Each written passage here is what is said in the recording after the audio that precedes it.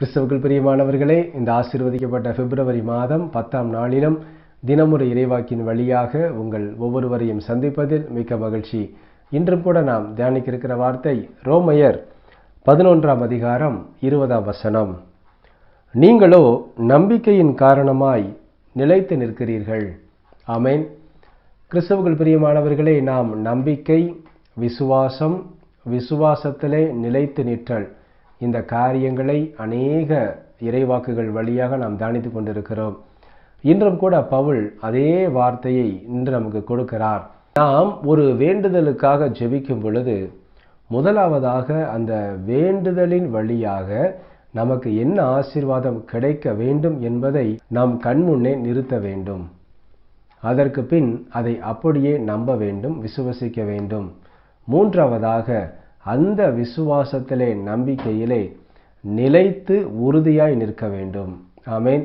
இந்த 3 செயல்களும் ஒரே புள்ளியில் நின்றால் மாத்திரமே உங்களுடைய நம்பிக்கையின் படியாகவே உங்களுடைய விண்ணப்பங்களுக்கு பதில் உண்டாகும். ஆம் கிறிஸ்துவுக்குள் பிரியமானவர்களே, ஒவ்வொரு நாளும் நம்முடைய ஓட்டத்திலே ஓடும் பொழுது நம்முடைய ஜெபங்களுக்கு சில தடைகள் ஏற்படலாம். அந்த தடைகளை தாண்டி நாம் ஜெபங்களை ஏறெடுத்த பிறகு அந்த ஜெபங்களிலே பல தடுமாற்றங்கள் ஏற்படலாம், பல குழப்பங்கள் ஏற்படலாம். அந்த ஜெபத்திற்கு பதில் கிடைக்காமல் தாமதமானால் அதன் நிமித்தமாக விசுவாச குறைவு ஏற்பட்டு கடவுளுக்கும் நமக்கும் ஒரு தூரம் கூட ஏற்பட வாய்ப்புண்டு. ஆம் கிறிஸ்துவுக்குள் பிரியமானவர்களே, இப்படியான சூழ்நிலைகளுக்குள்ளாக நாம் எப்பொழுதும் சென்று விடவே கூடாது. இந்த சூழ்நிலை எப்பொழுதுதான் நடக்கும் என்று சாத்தானானவன் நம்முன்னே காத்து கொண்டே இருப்பான். ஆம் கிறிஸ்துவுக்குள் பிரியமானவர்களே, நம்முடைய ஜெபத்திலே உறுதியாய் நிற்கும் பொழுது நாம் எப்பொழுதும் எதற்கும் அஞ்ச மாட்டோம், எதற்கும் கலங்க மாட்டோம்.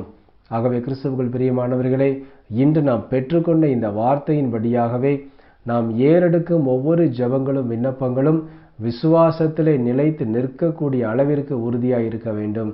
உங்களை அப்படியே முழு மனதோடு கடவுளின் பாதத்திலே அர்ப்பணித்து உங்கள் உள்ளத்தின் ஆழத்திலிருந்து நீங்கள் விண்ணப்பத்தை ஏறெடுங்கள். அந்த விண்ணப்பத்தை ஏறெடுக்கும் பொழுதே விசுவாசத்திலே உறுதியாய் நிற்கக்கூடிய நிலையிலே நீங்கள் ஜெபிக்க தொடங்குங்கள். நிச்சயமாக உங்கள் எல்லா ஜெபங்களுக்கும் உங்கள் நம்பிக்கையின் படியாகவே கடவுள் ஆசீரை கொடுத்து உங்களையும் ஒரு சாட்சியாக நிறுத்துவார். ஆமேன். நாம் ஜெபிப்போமா? அன்புள்ள இயேசு மகாராஜாவே, எங்கள் அன்பு தகப்பனே, இந்த ஆசீர்வதிக்கப்பட்ட புதிய நாளுக்காக உமக்கு கோடான கோடி நன்றி அப்பா. இந்த நாளிலும் நாங்கள் பெற்றுக்கொண்ட இந்த வார்த்தையின் படியாகவே எங்களுக்கு ஆண்டவரை எப்பொழுதும் நாங்கள் விசுவாசத்திலே நிலைத்து நின்று ஜெபிக்கிற பிள்ளைகளாக எங்களை உருமாற்றும் சுவாமி. இன்றும் தன்னுடைய பிறந்த நாள் மற்றும் திருமண நாளை கொண்டாடும் பிள்ளைகள் ஒவ்வொருவரையும் தகப்பன் விசேஷித்த நன்மைகளினால் நிரப்பி ஆசீர்வதித்து அர்ப்பணித்து ஜெபிக்கிறோம். இயேசு கிறிஸ்துவின் இனிய நாமத்திலே ஜெபிக்கிறோம் எங்கள் ஜீவனுள்ள நல்ல பிதாவே. ஆமேன். கிறிஸ்துவுக்குள் பிரியமானவர்களே, இன்று முதல் நம்முடைய ஜெபத்திலே நாம் உறுதியாய் இருப்போம். நம்பிக்கையிலே உறுதியாய் நிலை நின்று எல்லா வேண்டுதல்களுக்கும் கடவுளின் கரங்களிலிருந்து பதிலை பெற்றுக்கொள்வோம். ஆமேன். தேங்க்யூ.